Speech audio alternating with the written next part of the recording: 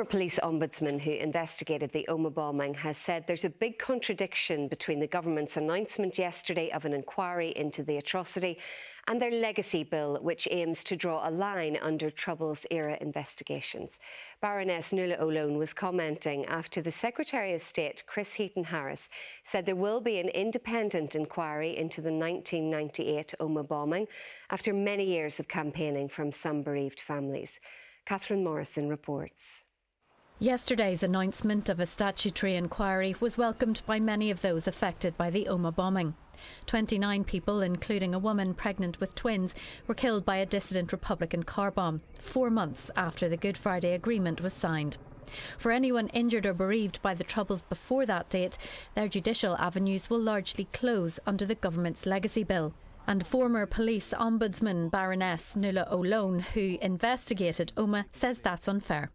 But people of Omagh are entitled to a fully human rights compliant statutory inquiry, and there's a big contradiction there.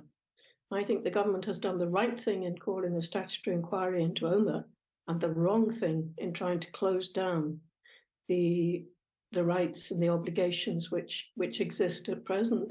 The Victims Commissioner says there will be some victims wondering if their loved ones are being treated differently. It is unfair. I mean, we disagree with the bill. We think it should be thrown out, but government seems really intent on pushing the bill through, and that will effectively create the environment where if you've lost a loved one before the Good Friday Agreement, Belfast Agreement, you won't have some of the avenues available to you. In the Birmingham pub bombings itself, our campaign remains having far too many questions unanswered, and that is why we call upon the Home Secretary to immediately take charge of this process that we actually started with Priti Patel when she was the Home Secretary back in 2020, and make a decision on giving us our own statutory public inquiry.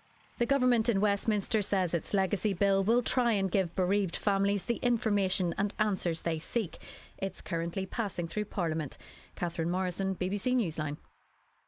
The Irish Foreign Minister, Micheál Martin, has been meeting the political parties in Belfast to discuss the stalemate at Stormont and the protocol negotiations.